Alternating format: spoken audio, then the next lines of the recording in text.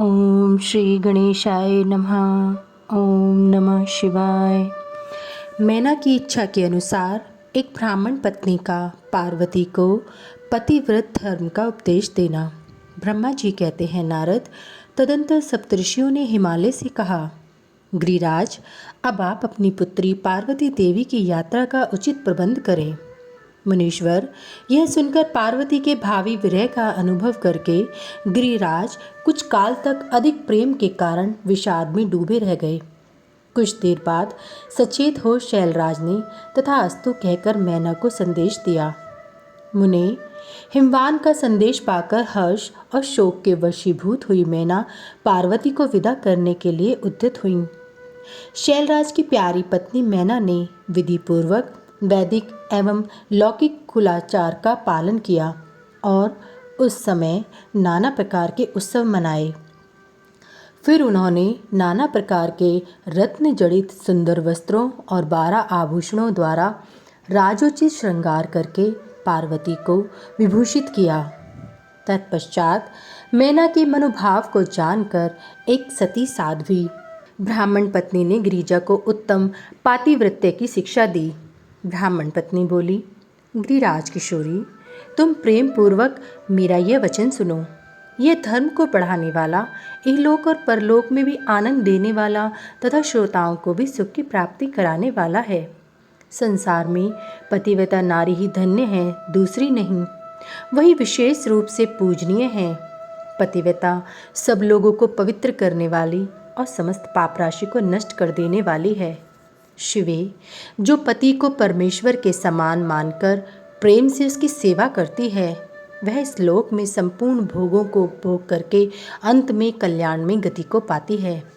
सावित्री, लोपामुद्रा, अरुंधति, शांडिली, सतरूपा, अनसुया, लक्ष्मी, स्वधा, सती, संज्ञा, सुमति, श्रद्धा, मेना और स्वाहा, ये तथा और भी बहुत सी स्त्रियां साध्वी कही गई हैं। यहाँ विस्तार भय से उनका नाम नहीं लिया गया है। वे अपने पातिव्रत्य के बल से ही सब लोगों की पूजनीय तथा ब्रह्मा, विष्णु, शिव एवं मुनीश्वरों की भी माननीय हो गई हैं। इसलिए तुम्हें अपने पति भगवान शंकर की सदा सेवा करनी चाहिए। वे दीन दयालु, सबके सेवनीय और सत्पुरुषों के आश्रय हैं। श्रुतियों और स्मृतियों में पतिव्रत्य धर्म को महान बताया गया है। इसको जैसा श्रेष्ठ बताया जाता है वैसा दूसरा धर्म नहीं है। यह निश्चयपूर्वक कहा जा सकता है। पतिव्रत्य धर्म में तत्पर रहने वाली स्त्री अपने प्रिय पति के भोजन कर लेने पर ही भोजन करे। शिवे, जब पति खड़ा हो तब साध्वी स्त्री को भी खड़ी ही रहनी चाहिए। शुद्ध बुद्धि वाली साध्वी स्त्री प्रतिदिन अपने पति के सो जाने पर सोए और उसके जागने से पहले ही जग जाए। वह छल कपट छोड़कर सदा उसके लिए हितकर कार्य ही करे। शिवे, साध्वी स्त्री को चाहिए कि जब तक वस्त्र आभूषणों से विभूषित न हो ले तब तक वह अपने को पति की दृष्टि के सम्मुख न लाए। यदि पति किसी कार्य से परदेश में गया हो तो उन दिनों उसे कदापि श्रृंगार नहीं करना चाहिए। पतिव्रता स्त्री कभी पति का नाम न ले। पति के कटु वचन कहने पर भी वह बदले में कड़ी बात न कहे। पति के बुलाने पर वह घर के सारे कार्य छोड़कर तुरंत उसके पास चली जाए और हाथ जोड़ प्रेम से मस्तक झुकाकर पूछे, नाथ, किस लिए इस दासी को बुलाया है?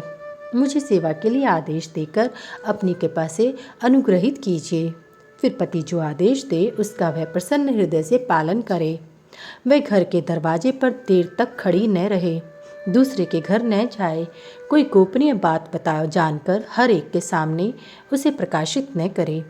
पति के बिना कहे ही उनके लिए पूजन सामग्री स्वयं जुटा दे तथा उनके हित साधन के यथोचित अवसर की प्रतीक्षा करती रहे। पति की आज्ञा लिए बिना कहीं तीर्थ यात्रा के लिए भी न जाए। लोगों की भीड़ से भरी हुई सभा या मेले आदि के उत्सवों का देखना वे दूर से ही त्याग दे। जिस नारी को तीर्थ यात्रा का फल पाने की इच्छा हो उसे अपने पति का चरणोदक पीना चाहिए। उसके लिए उसी में सारे तीर्थ और क्षेत्र हैं, इसमें संशय नहीं है। पतिव्रता नारी पति के उच्छिष्ट अन्न आदि को परम प्रिय भोजन मानकर ग्रहण करे और पति जो कुछ दे उसे महाप्रसाद मानकर शोधार्य करे। देवता, पितर, अतिथि, सेवक वर्ग, गौ तथा भिक्षु समुदाय के लिए अन्न का भाग दिए बिना कदापि भोजन न करे। पतिव्रत धर्म में तत्पर रहने वाली गृहदेवी को चाहिए कि वह घर की सामग्री को संयत एवं सुरक्षित रखे, गृह कार्य में कुशल हो, सदा प्रसन्न रहे और खर्च की ओर से हाथ खींचे रहे। पति की आज्ञा लिए बिना उपवास, व्रत आदि न करे, अन्यथा उसे उसका कोई फल नहीं मिलता और वह परलोक में नरकगामिनी होती है। पति सुखपूर्वक बैठा हो या इच्छानुसार क्रीड़ा, विनोद अथवा मनोरंजन में लगा हो, उस अवस्था में कोई आंतरिक कार्य आ पड़े तो भी पतिव्रता स्त्री अपने पति को कदापि न उठाए। पति नपुंसक हो गया हो, दुर्गति में पड़ा हो, रोगी हो, बूढ़ा हो, सुखी हो अथवा दुखी हो, किसी भी दशा में नारी अपने उस एकमात्र पति का उल्लंघन न करे। रजस्वला होने पर वह 3 रात्रि तक पति को अपना मुंह न दिखाए, अर्थात उससे अलग रहे।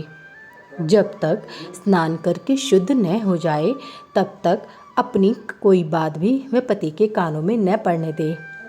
अच्छी तरह स्नान करने के पश्चात सबसे पहले वह अपने पति के मुख का दर्शन करे, दूसरे किसी का मुंह कदापि न देखे अथवा मन ही मन पति का चिंतन करके सूर्य का दर्शन करे। पति की आयु बढ़ने की अभिलाषा रखने वाली पतिव्रता नारी हल्दी, रोली, सिंदूर, काजल आदि, चोली, पान, मांगलिक आभूषण आदि, केशों को संवारना, चोटी गूंथना तथा हाथ कान के आभूषण, इन सबको अपने शरीर से दूर न करे। धोबिन, छिनाल या कुल्टा, सन्यासिनी और भाग्यहीना स्त्रियों को वह कभी अपनी सखी न बनाए। पति से द्वेष रखने वाली स्त्री का वे कभी आदर न करे। कहीं अकेली न खड़ी हो, कभी नंगी होकर न नहाए। सती स्त्री ओखली, मूसल, झाड़ू, सिल, जात और द्वार के चौखट के नीचे वाली लकड़ी पर कभी न बैठे। मैथुन काल के सिवा और किसी समय में वह पति के सामने धृष्टता न करे। जिस जिस वस्तु में पति की रुचि हो उससे वह स्वयं ही भी प्रेम करे। पतिव्रता देवी सदा पति का हित चाहने वाली होती है। वह पति के हर्ष में हर्ष माने, पति के मुख पर विषाद की छाया देख स्वयं भी विषाद में डूब जाए तथा वह प्रियतम पति के प्रति ऐसा बर्ताव करे जिससे वह उन्हें प्यारी लगे। पुण्यात्मा पतिव्रता स्त्री संपत्ति और विपत्ति में भी पति के लिए एक सी रहे, अपने मन में कभी विकार न आने दे और सदा धैर्य धारण किए रहे। घी, नमक, तेल आदि के समाप्त हो जाने पर भी पतिव्रता स्त्री पति से सहसा यह नहीं कहे कि अमुक वस्तु नहीं है, वह पति को कष्ट या चिंता में न डाले। देवेश्वरी, पतिव्रता नारी के लिए एकमात्र पति ही ब्रह्मा, विष्णु और शिव से भी अधिक माना गया है। उसके लिए अपना पति शिव रूप ही है। जो पति की आज्ञा का उल्लंघन करके व्रत और उपवास आदि के नियम का पालन करती है वह पति की आयु हर लेती है और मरने पर नरक में जाती है। जो स्त्री पति के कुछ कहने पर क्रोधपूर्वक कठोर उत्तर देती है वह गांव में कुतिया और निर्जन वन में सियारिन होती है। नारी पति से ऊंचे आसन पर न बैठे, दुष्ट पुरुष के निकट न जाए और पति से कभी कातर वचन न बोले, किसी की निंदा न करे, कलह को दूर से ही त्याग दे, गुरुजनों के निकट न तो उच्च स्वर से बोले और न हंसे। जो बाहर से पति को आता देख तुरंत अन्न, जल, भोज्य वस्तु, पान और वस्त्र आदि से उनकी सेवा करती है, उनके दोनों चरण दबाती है, उनसे मीठी वचन बोलती है तथा प्रियतम के खेद को दूर करने वाले अनन्य उपायों से प्रसन्नतापूर्वक उन्हें संतुष्ट करती है, उससे मानो तीनों लोगों को तृप्त एवं संतुष्ट कर दिया। पिता, भाई और पुत्र परिमित सुख देते हैं परंतु पति असीम सुख देता है। अतः नारी को सदा अपने पति का पूजन, आदर, सत्कार करना चाहिए। पति ही देवता है, पति ही गुरु है और पति ही धर्म, तीर्थ एवं व्रत है। इसलिए सबको छोड़कर एकमात्र पति की ही आराधना करनी चाहिए। जो दुर्बुद्धि नारी अपने पति को त्याग कर एकांत में विचरती है या व्याभिचार करती है वह वृक्ष के खोखलों में शयन करने वाली क्रूर उलूकी होती है। जो पराये पुरुष को कटाक्ष दृष्टि से देखती है वह एंचतानी देखने वाली होती है। जो पति को छोड़कर अकेले में मिठाई खाती है वह गांव में सूरी होती है अथवा बकरी होकर अपनी ही विष्ठा खाती है। जो पति को तू कहकर बोलती है वह गूंगी होती है। जो सौत से सदा ईर्ष्या रखती है वह दुर्भाग्यवती होती है। जो पति की आंख बचाकर किसी दूसरे पुरुष पर दृष्टि डालती है वह काणी, टेढ़े मुँह वाली तथा कुरूपा होती है। जैसे निर्जीव शरीर तत्काल अपवित्र हो जाता है, उसी तरह पतिहीना नारी भली भांति स्नान करने पर भी सदा अपवित्र ही रहती है। लोक में वह माता धन्य है, वह जन्मदाता पिता धन्य है तथा वह पति भी धन्य है जिसके घर में पतिव्रता देवी वास करती है। पतिव्रता के पुण्य से पिता, माता और पति के कुलों की 3-3 पीढ़ियों के लोग स्वर्ग में सुख भोगते हैं। जो दुराचारणी स्त्रियां अपना शील भंग कर देती हैं वे अपने माता पिता और पति तीनों के कुलों को नीचे गिराती हैं तथा इस लोक और परलोक में भी दुख भोगती हैं। पतिव्रता का पैर जहाँ जहाँ पृथ्वी का स्पर्श करता है वहाँ वहाँ की भूमि पापहारिणी तथा परम पावन बन जाती है। भगवान सूर्य, चंद्रमा तथा वायुदेव भी अपने आप को पवित्र करने के लिए ही पतिव्रता का स्पर्श करते हैं और किसी दृष्टि से नहीं। जल भी सदा पतिव्रता का स्पर्श करना चाहता है और उसका स्पर्श करके वह अनुभव करता है कि आज मेरी जड़ता का नाश हो गया तथा आज मैं दूसरों को पवित्र करने वाला बन गया। भार्या ही गृहस्थ आश्रम की जड़ है, भार्या ही सुख का मूल है। भार्या से ही धर्म के फल की प्राप्ति होती है तथा भार्या ही संतान की वृद्धि में कारण है। क्या घर घर में अपने रूप और लावण्य पर गर्व करने वाली स्त्रियां नहीं हैं? परंतु पतिव्रता स्त्री तो विश्वनाथ शिव के प्रति भक्ति होने से ही प्राप्त होती है।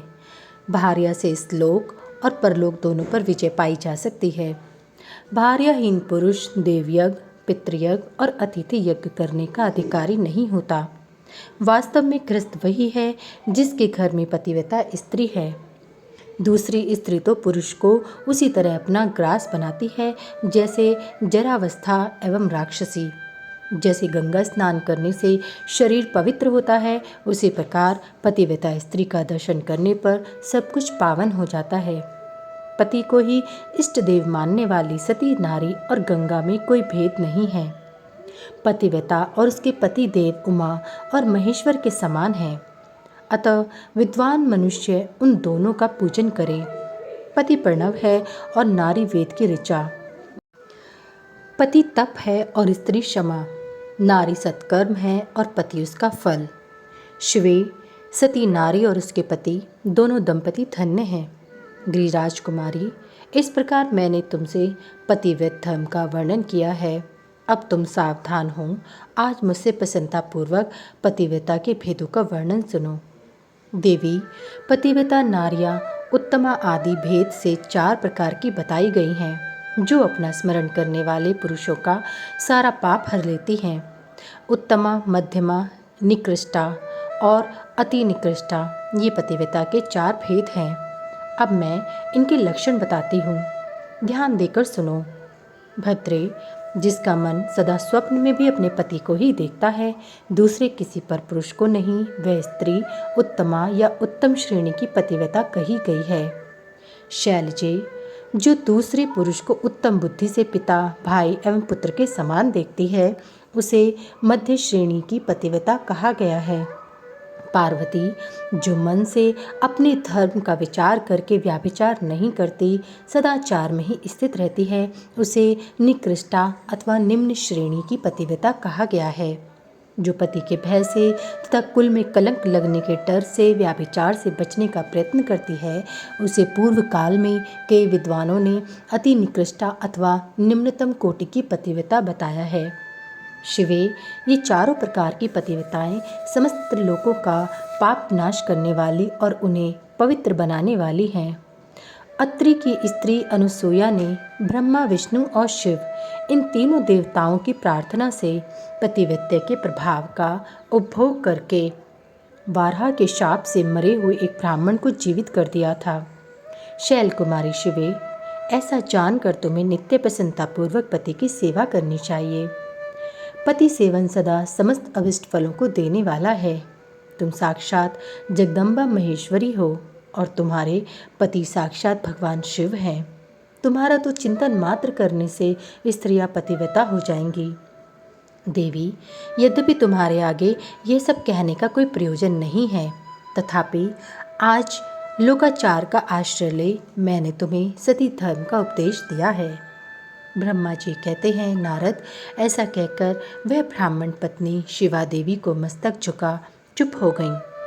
इस उपदेश को सुनकर शंकर प्रिया पार्वती देवी को बड़ा हर्ष हुआ। अध्याय 54 समाप्त।